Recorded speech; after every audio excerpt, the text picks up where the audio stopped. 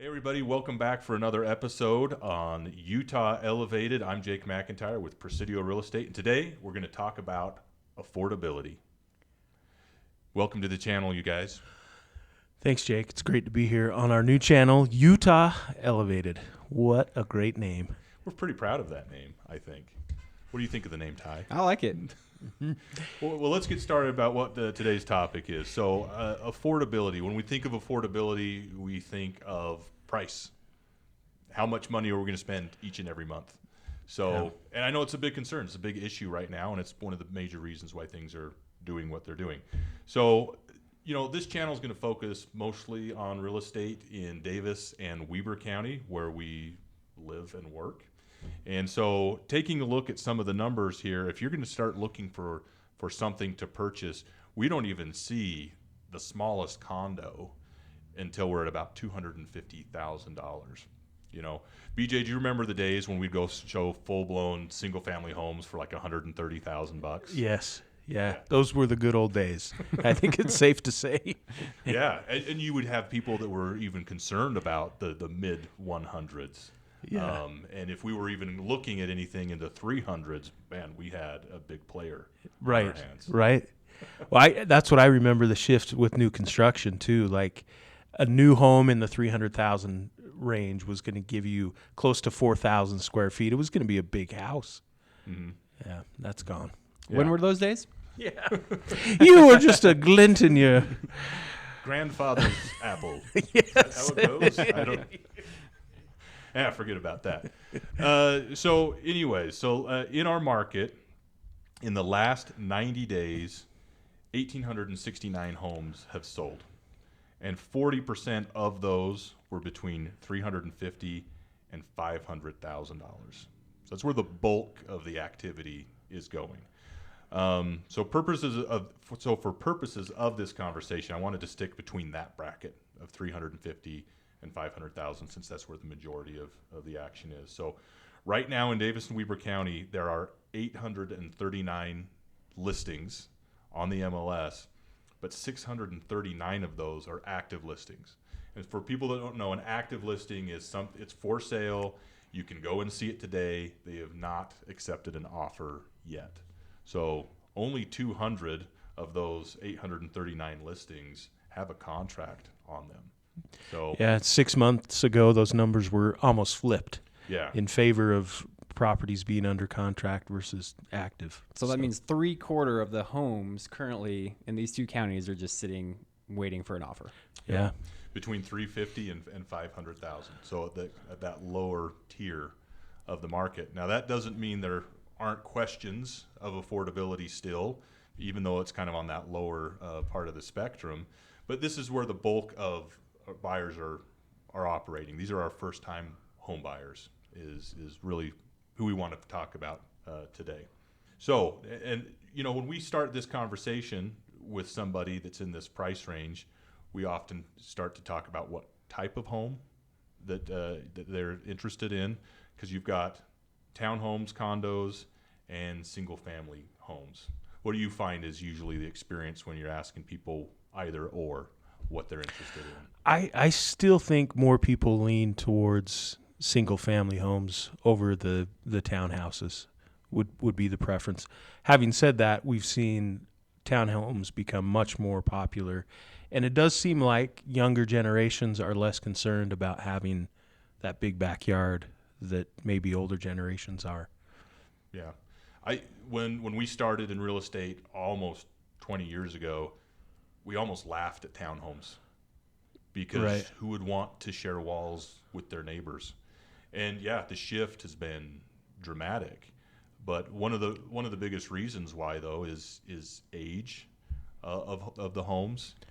Yeah. If you're looking at a home for $400,000 versus a townhome for $400,000, what kind of difference are we going to see there? Yeah, you could see a 30, 40-year difference in year built. Mm-hmm. Brand new townhouse versus a home that's 30 or 40 years old that comes with a lot more maintenance issues. Yeah, exactly.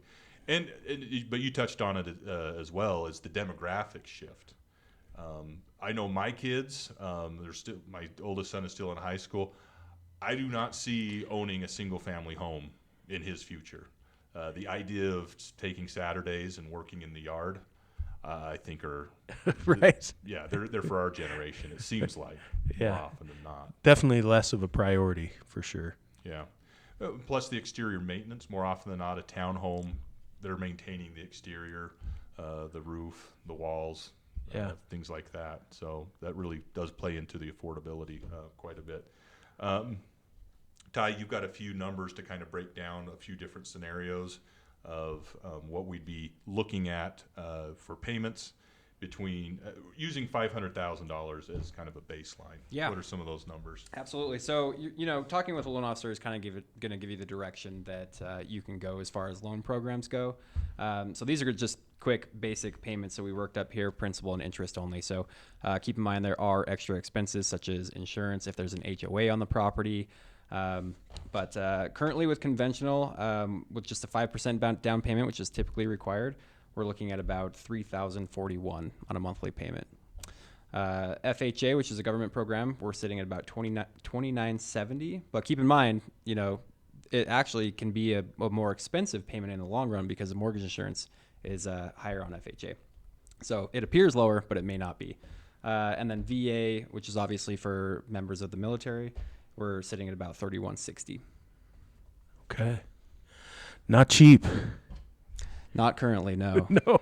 And this is a super old guy thing to say, but when I bought my first house Right.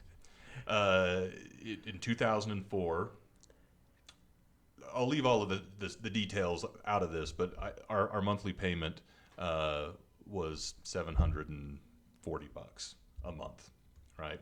So different market, different everything. And that was probably I had to have purchased it around the median price of 2004. I'm sure it was somewhere pretty dang close.